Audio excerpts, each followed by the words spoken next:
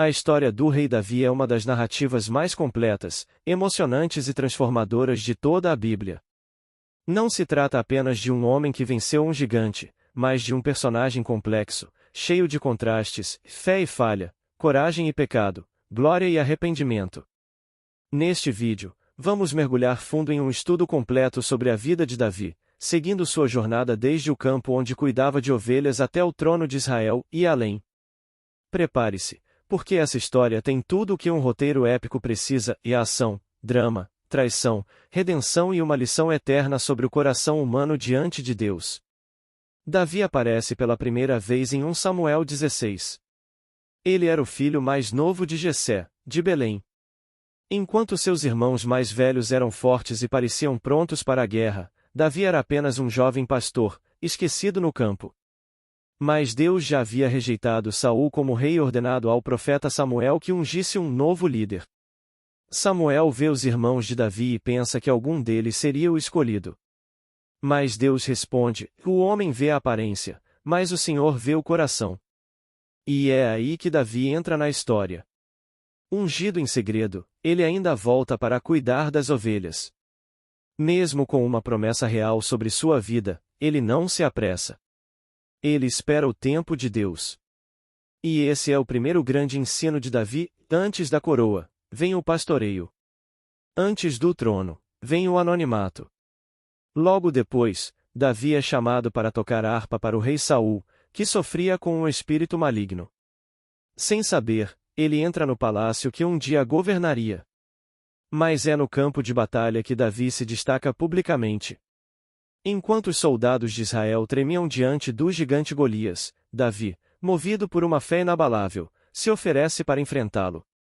Com apenas uma funda e 5 pedras, ele derrota o inimigo com um único golpe certeiro na testa. Mas o mais impressionante dessa cena não é a vitória física, e sim a espiritual. Davi declara: e você vem contra mim com espada, lança e dardo, mas eu vou contra você em nome do Senhor dos Exércitos.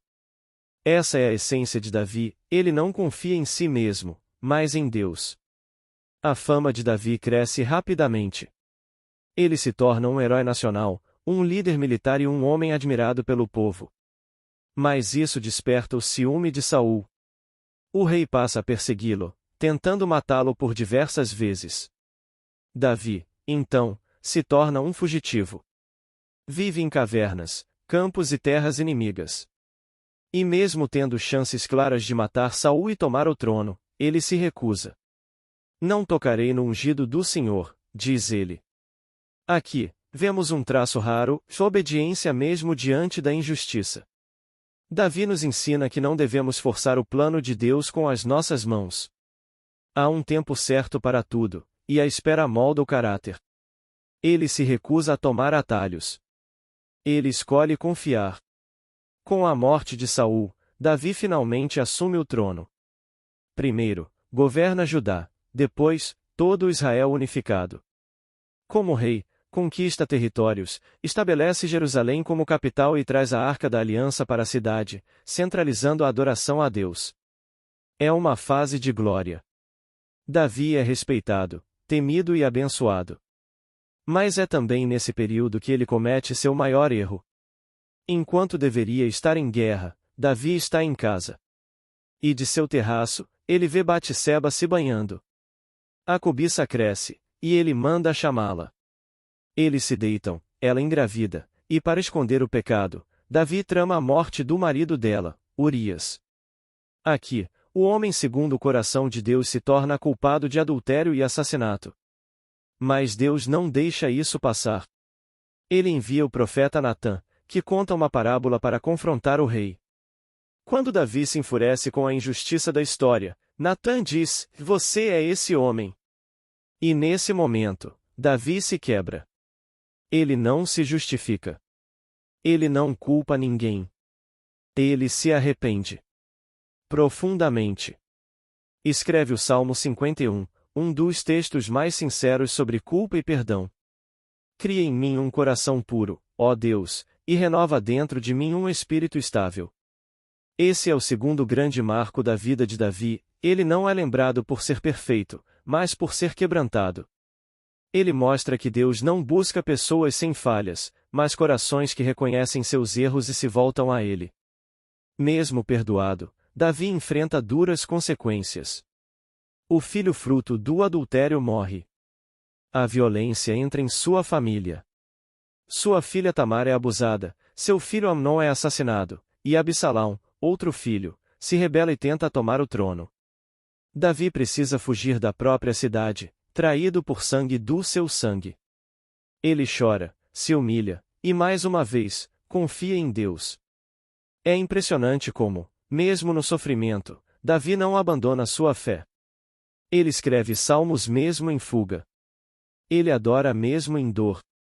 E isso nos ensina que a presença de Deus não nos livra do sofrimento, mas nos sustenta nele. No fim de sua vida, Davi retorna a Jerusalém, reconquista o trono, e começa a preparar a próxima geração. Deus o impede de construir o templo, mas ele não reclama. Ele reúne materiais, organiza levitas, escreve salmos, e deixa tudo pronto para que seu filho Salomão cumpra essa missão. Ele entende que o legado não é apenas o que fazemos, mas o que deixamos para quem vem depois. Em suas últimas palavras, ele reconhece que tudo vem de Deus. Ele termina sua vida como começou, e adorando. De pastor a rei, de guerreiro a pai, de pecador a restaurado, Davi vive uma vida inteira com Deus. Não perfeita, mas entregue. Davi nos ensina que Deus escolhe corações e não aparências. Que a fé pode vencer gigantes. Que a espera molda o caráter. Que o pecado traz dor, mas o arrependimento traz restauração. E que, mesmo nas piores fases, há esperança para quem confia no Senhor. A Bíblia chama Davi de o homem segundo o coração de Deus. E talvez a razão disso não seja porque ele fez tudo certo, mas porque, em tudo, ele buscava o Deus certo. Se você já se sentiu pequeno, sujo, esquecido ou falho, lembre-se de Davi. Porque o Deus que levantou um pastor para reinar sobre um povo, é o mesmo que pode levantar você. Seu coração é o que mais importa para Deus.